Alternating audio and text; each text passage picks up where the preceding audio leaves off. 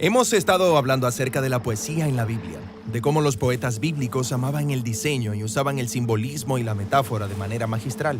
Estos poemas nos invitan a una experiencia de ponderación de las ideas lentamente y desde muchos ángulos. Y la colección más grande de poesía en la Biblia es el libro de Salmos. Entonces, de eso es sobre lo que vamos a profundizar aquí. Ahora, los israelitas compusieron muchísima poesía a lo largo de su historia. Sí, los poemas fueron escritos por los sabios, los reyes y los profetas de Israel. Algunos poemas fueron cantados por coros en el templo de Jerusalén, mientras que otros fueron orados por las familias en sus casas. Y a lo largo de los siglos, los poemas más importantes y más ampliamente leídos fueron compilados, juntos para ser leídos o cantados en ocasiones especiales. Y estoy familiarizado con libros de poesía, una gran colección de los mejores poemas en un mismo lugar, y puedo leerlos y elegir mis favoritos. Pero el libro de Salmos no es este tipo de colección. Aquí, cada poema ha sido profesionalmente elaborado y luego colocado donde está por una razón, para crear una narrativa desde el principio del libro hasta el final. Los salmos recuentan poéticamente la historia bíblica completa y te invitan a un templo literario. ¿Un templo literario?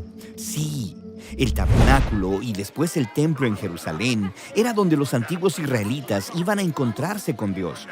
Cuando llegabas, veías arte e imágenes por todos lados. Veías a los sacerdotes haciendo rituales, escuchabas canciones y oraciones.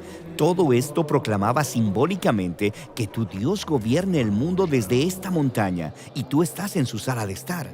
Entonces el templo era un lugar para estar en la presencia de Dios y también para sumergirte en la historia del reino de Dios. Exactamente.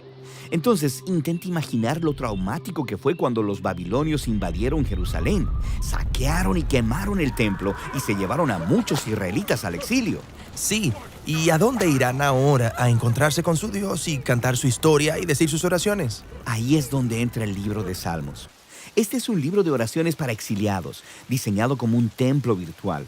Entras a los Salmos para encontrarte con Dios y para escuchar de forma completa la historia bíblica del reino de Dios cantada en poesía para ti. Genial, pero ¿cómo hacen los salmos esto?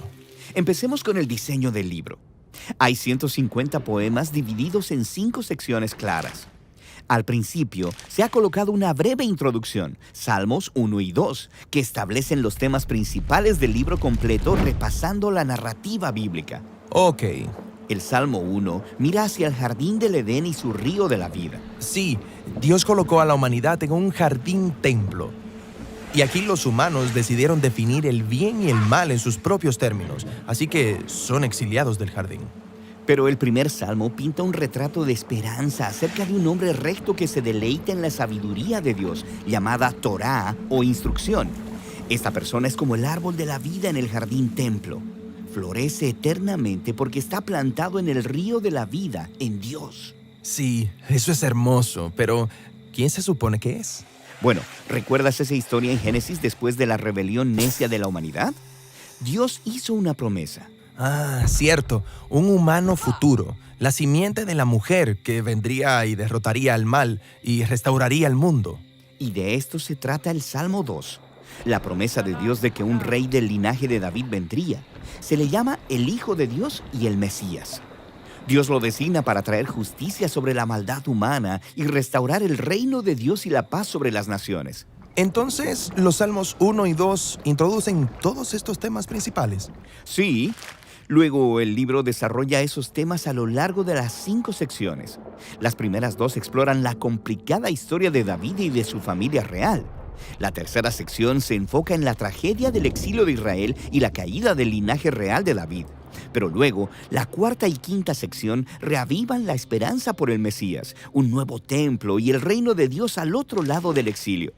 El libro termina con una conclusión de 5 partes, alabando a Dios por su fidelidad. Genial. Ahora casi la mitad de los salmos están conectados con un hombre, el rey David, quien Dios eligió para gobernar a Israel. Sí, la historia de David es muy importante en este libro. Él experimentó tiempos de dificultad, pero confió en Dios con una fe radical.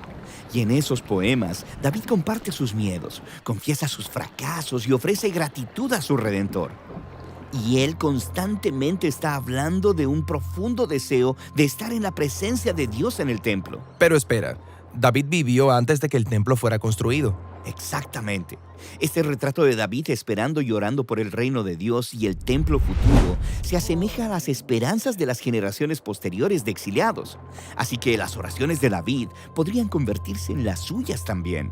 David es como un entrenador de oración, dándonos palabras para saber cómo orar y cómo descubrir la presencia de Dios en tiempos buenos y malos. Exactamente.